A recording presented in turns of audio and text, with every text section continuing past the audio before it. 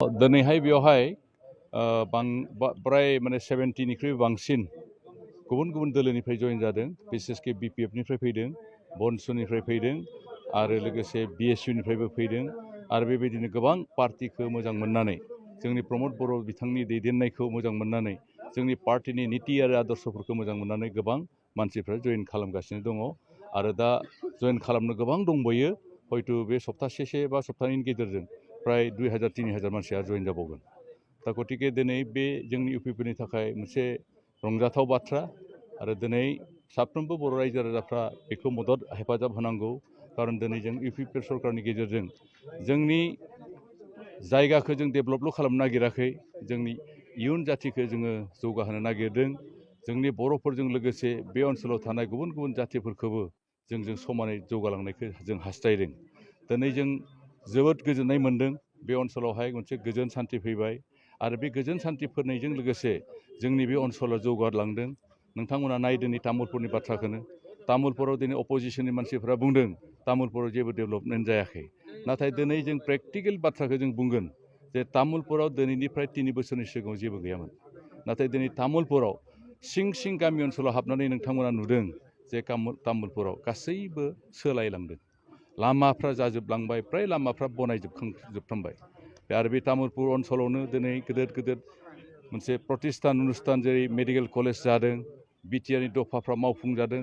बे गासैबो अकल तामुलपुरावल' नङा, सारा दिनै बिटिआर ओनसोलावनो बिनि फिथाइखौ रायजो राजाफ्रा नुनो मोन्दों। आरो बेनिखायनो दिनै साननैसोनि सिगां जोंनि सालबारिनिफ्राय बिथां जय मुसाहारि बिथाङाबो जोंनि पार्टियाव जइन जादों आरो बावैसो साननैसोनि उनाव गोबां गुबुन गुबुन पार्टिनिफ्राय बेबायदिनो इएम जिएमफ्रा लाइन पार्टिगासिनो दङ आरो जोंनि पार्टियाव मोजां मोननानै जइन जानो ओंखारबोदों।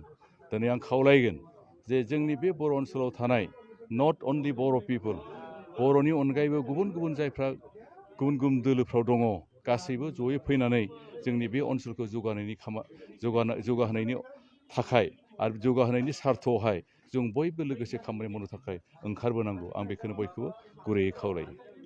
बिथांमोना दिनै हयथ' गयबारियावहाय गुबुन पार्टियाव हाबलांनायखौ जों माखासे सानैसो माथोखौ जों खोनादों।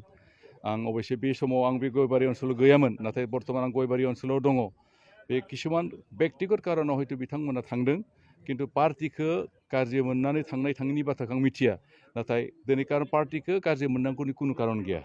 हयथ' बिथांमोना बेक्तिगत कारनावहाय गावसोरनि गेजेराव बेक्तिगत भाबे गोरोबलायनो हायि मोनसे किसुमान जाथायफोरखौ लानानै हयथ' बिथांमोना ओंखारलांनो हागौ।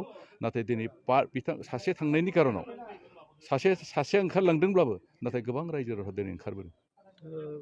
बेयावथ' फैबाय थानाय एसेमब्लि जिथुनिखि बिसायख'थि जिथुनिखि एमपि बिसायख'थि, बेयावथ' हिसाब लाथ्रावलायनो हायि जागोन। खारन बेवहाय खुनु कम्पिटिसन गैया। बेयाव जोंनि बे बिजेपि, इउपिपिएल आरो जिएसपि, एजिपि बे पार्टिनि जि बिजाथि जोंनि दरं आरो मंगलदै, बेयावथ' जोंनि केन्डिडेटआनो देरहागोन।